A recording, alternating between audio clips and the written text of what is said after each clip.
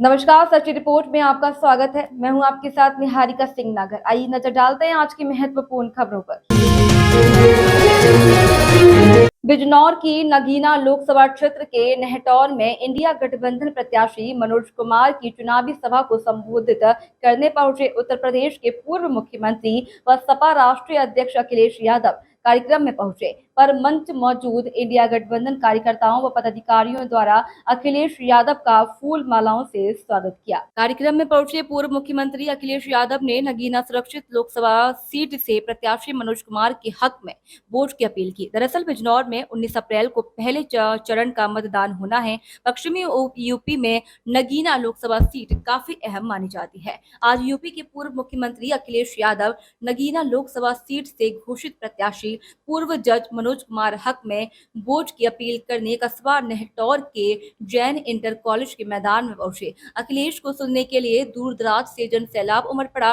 कार्यक्रम में पहुंचे अखिलेश यादव ने सत्ता पर आसीन भाजपा सरकार पर जमकर हमला बोला। उन्होंने कहा कि हमारे देश का पढ़ा लिखा नौजवान बेरोजगार घूम रहा है। परीक्षा होने से पहले पेपर लीक हो रहे हैं। यह पेपर लीक नहीं हो रहा, इनको कराया जा रहा है, जिससे कि भाजपा सरकार को रोजगार ना देना पड़े। हमारे देश में किसानों का अपमान का सामना करना पड़ रहा है। अपने हक के लिए सरकार से जो किसानों के हाथ में कानून बनाए थे, सरकार ने अगर में सही कानून थे तो वापस से क्यों लिए? वर्तमान सरकार 400 पार का नारा लगा रहे हो और सरकार बना रहे हो तो दिल्ली के मुख्यमंत्री को भेजना क्यों पड़ा? भारतीय जनता पार्टी की होशियार पार्टी कोई नहीं है। हमारे देश में जो महंगाई है या महंगाई भारतीय जनता पार्टी की वजह से है।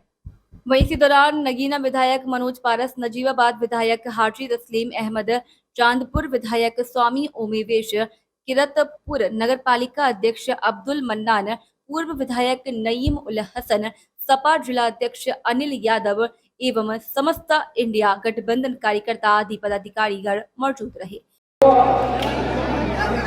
हमारे गठबंधन का नाम है इंडिया गठबंधन। जो लोग अंग्रेजी जानते होंगे थोड़ी बहुत, वो गठबंधन को जानते होंगे कि गठबंधन का नाम इंडिया गठबंधन है। और ये इंडिया गठबंधन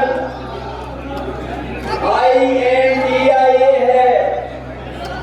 हम और आप तो इंडिया गठबंधन बोलते हैं, लेकिन बीजेपी के लोग इसको इंडी गठबंधन बोलते हैं। इंडी गठबंधन सोचो उन्हें अंग्रेजी नहीं पता है। जिन्हें अंग्रेजी नहीं पता हो जानबूझ करके इंडी गठबंधन बोलते हो, वो इसलिए बोल रहे हैं क्योंकि वो इंडिया गठबंधन से घबराए हुए हैं। लोग चर्चा कर रहे थे कि ये गठबंधन नहीं होगा, ये गठबंधन चलेगा नहीं, इंडिया गठबंधन।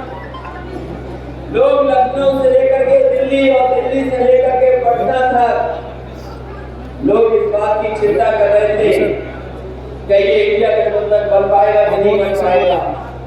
मुझे याद है वो दिन जब बिहार एक नेता ने इंडिया गठबंधन छोड़ा था।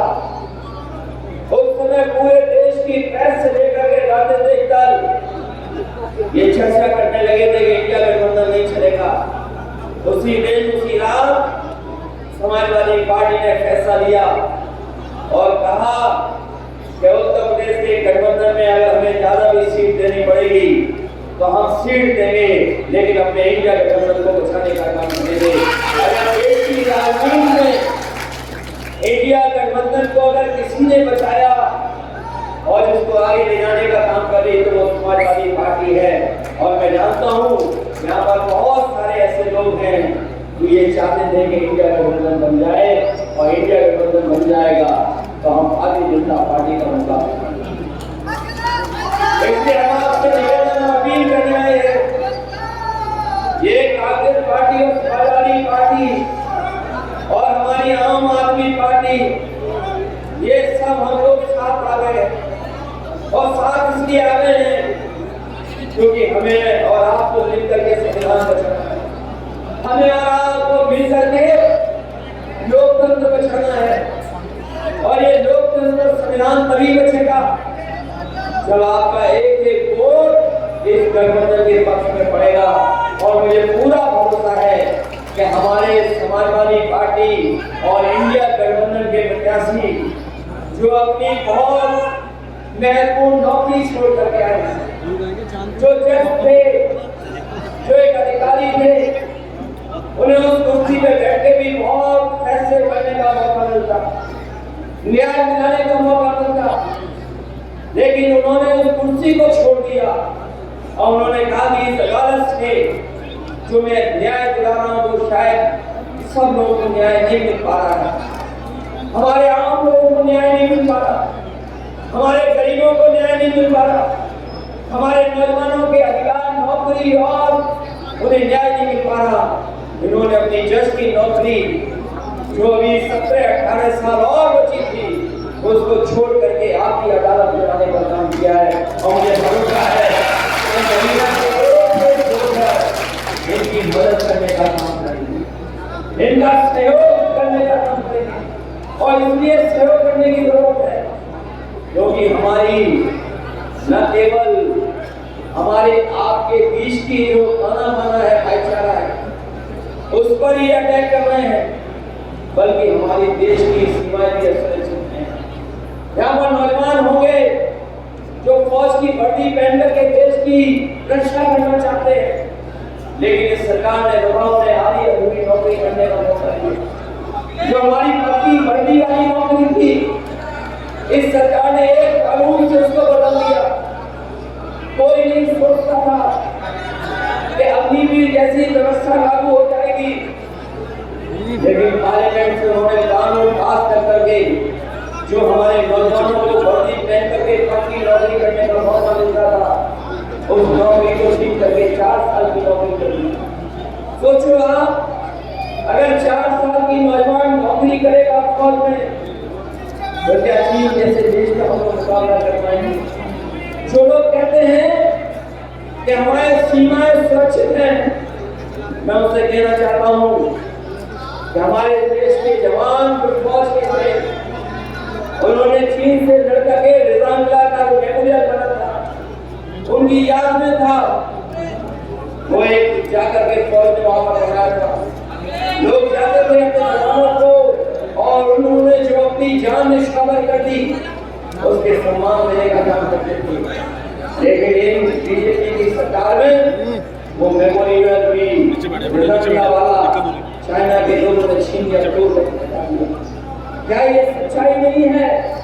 और जब इनसे सवाल पूछा जाता है तो ये कहते हैं कि अगर चीन ने हमारे गांव का नाम बदला है तो हम चीन का नाम बदल देंगे।